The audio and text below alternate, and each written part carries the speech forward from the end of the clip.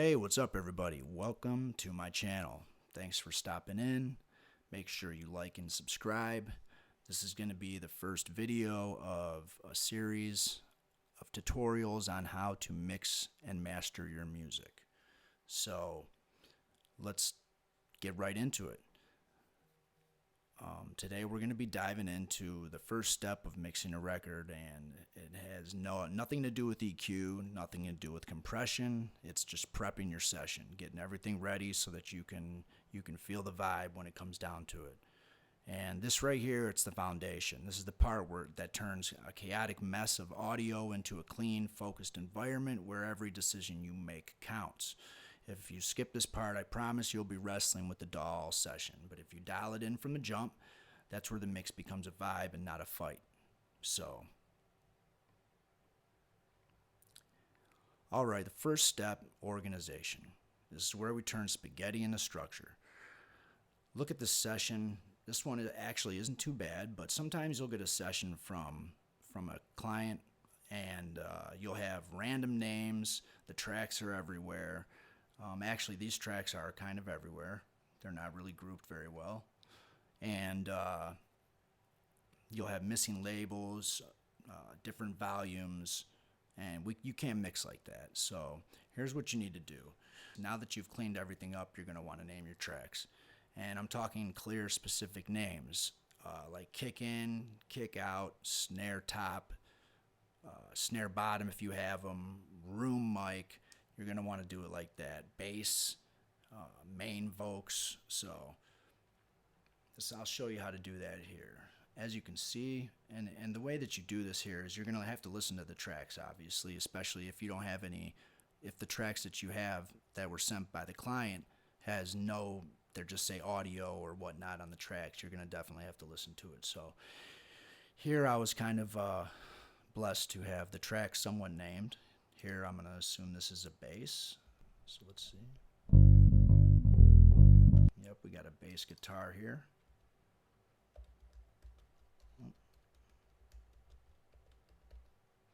Bass guitar. Now we got an electric guitar. Yep, this is an electric guitar. And also, if you have any tracks where they are named, but the name is very long, you're going to want to shorten them down so that you can see it, and at a quick glance you know what it is. For instance, this electric guitar right here, you can see on the track right here where you can't see, that it's an electric guitar M81-SH. So I'm shortening that down to electric guitars just so I know it's an electric guitar. Now the next one, same goes for that. I'm going to make that electric guitar 2. These seem to be some reference mixes, so these ones I'm going to take to the bottom here and get them out of the way for now. Now, where were we? Right here. So now we got a hi-hat. We got keys. Well, actually, let's listen to this and see what kind of keys these are.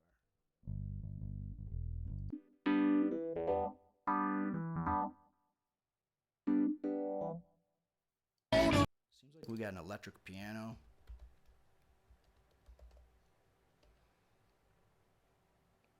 This is going to be the kick, obviously. And we got the organ. It's a Leslie bottom. Organ bottom. And this one is the top, so here's the overheads. This is the room mic.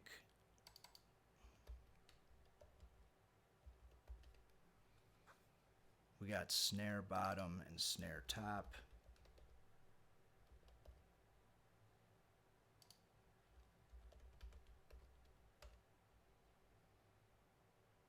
And then we got the toms.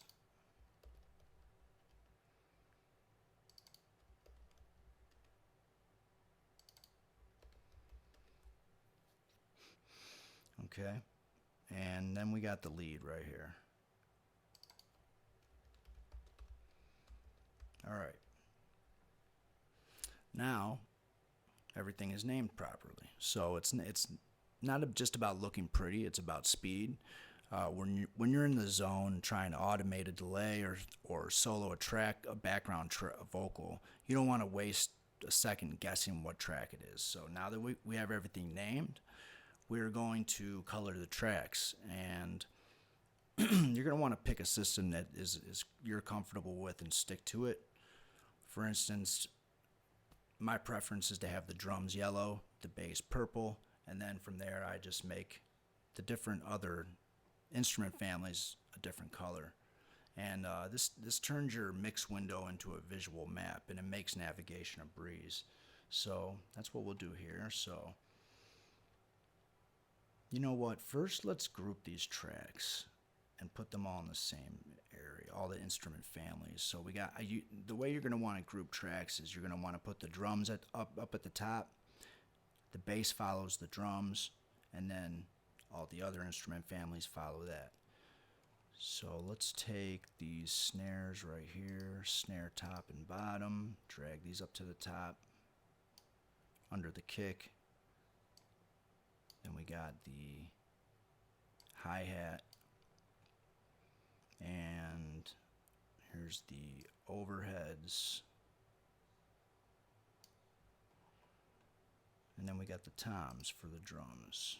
Let's put those right after the overheads.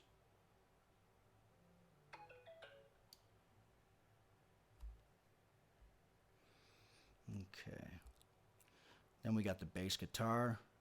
Following that's the electric guitar, the piano, the organ, room mic, and lead vocals. All right, now that we did that, now we can go ahead and color code our tracks. So like I said, I like to have my drums yellow. Oh, don't forget about the toms. And the way that you color code your tracks in Pro Tools is you're going to want to select all the tracks that you want to color code, and you do that by clicking on one track, go up or down to the last track that you want in that group, click on that so that everything is selected, double click on the left, and choose what color you want to use out of the color palette. And there's actually a couple ways you can do this. You can also highlight all the tracks, right click, and then go down here to color. You can do it like that, or you can do it the way I just showed you. It's up to you. Whatever's more comfortable for you. That's what it boils down to. You want to make sure that everything's comfortable for you so that the whole vibe and feeling of the music can be felt instead of you trying to figure out where everything is. So then we got the bass guitar. I like to make my bass purple.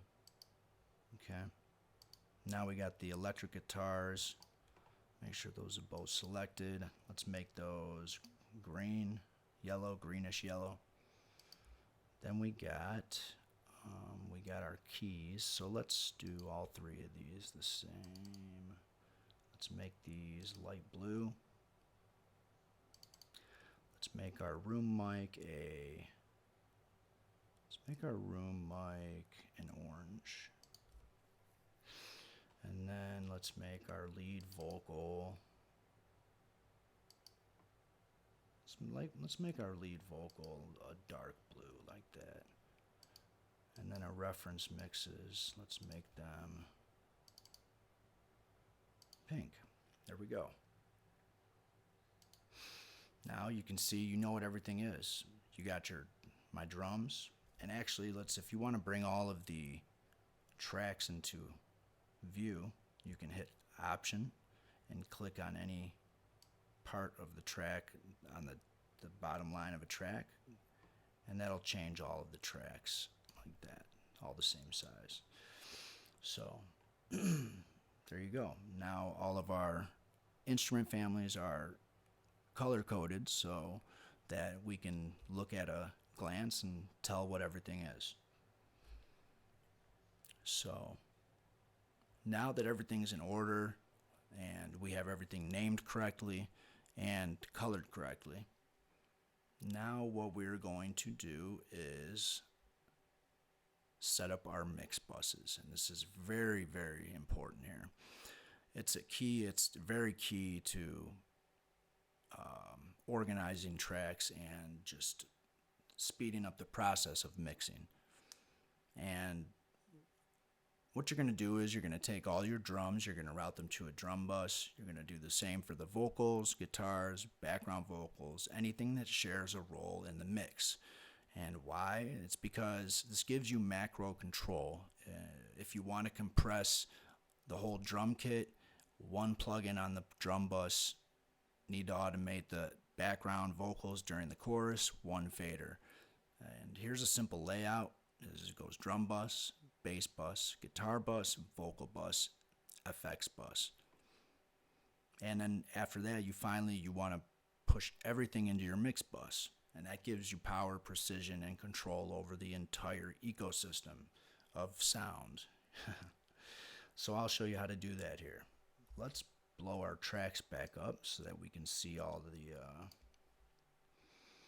Alright, so the way that you're going to start a subgroup of your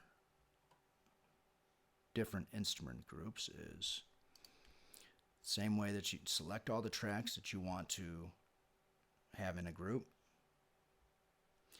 Hold down Shift, Option, and click on the output 1 and 2 that you see here on the last track. After that, you're going to want to click on New Track. Make sure stereo is selected, aux, and we're going to name this Drum Sub. Hit Enter. And then you'll see, as you can see here, all of the tracks that are in the drum sub, or that are in the drum family, they are all routed now to the bus, drum sub bus. So anything that I do here now is going to affect anything that I do on the drum sub is going to affect all of the tracks in the drum group. For instance, if I put a EQ on the drum sub, it's going to affect all of the tracks in the drums. So now what I like to do is I like to, while I'm here, make sure it's the same color. There we go. All right. Now, if you have one track in a group, you're not going to do that for it. You have the one track. There's no reason to. Now, next one would be, we got our electric guitars. Shift, Option, New Track.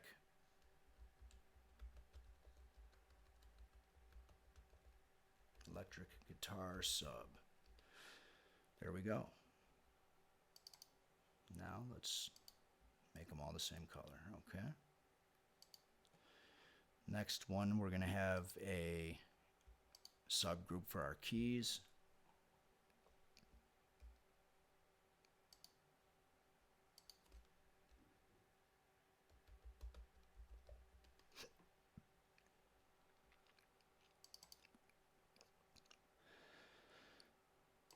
Make them all the same color, and that's it. All right. So now, after we have our subgroups, we're going to make actual groups, and this is going to be for the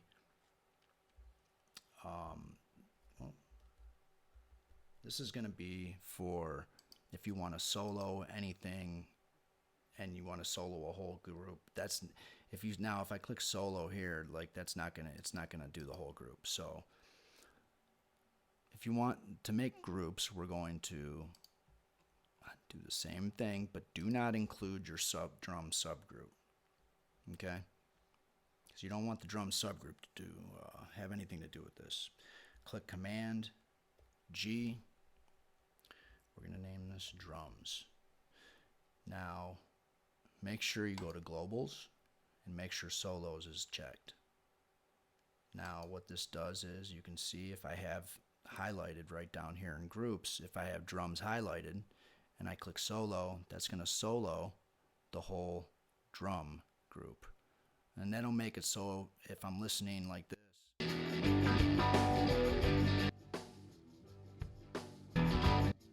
see, that'll make it so that you can listen to whole groups, right away instead of having to go through, click solo for every track that you want. This just streamlines everything, makes everything a lot quicker. So let's go now. Let's do it for our electric guitars.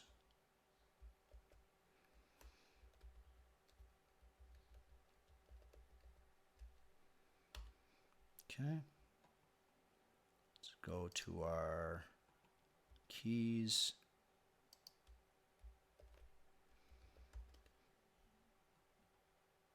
And I believe that's it. All right. Now let's mute these right here. These two, these are reference tracks, so we don't want those playing while we got everything else playing. And yeah, that's right there. Now your session's clean, organized, and ready to mix. And this is the part that most people skip, and they wonder why they're stuck 2 hours with a muddy mix and no direction. Remember, mixing starts before the plugins. It starts with intention, with setup, with clarity. And if this helped you, drop a like, subscribe, and let me know in the comments what your must-do move when prepping a session. Next video, we're going to get into gain staging, setting your levels for max headroom, and clean dynamics. Until then, stay creative, stay surgical, and keep your sessions tight. Take care.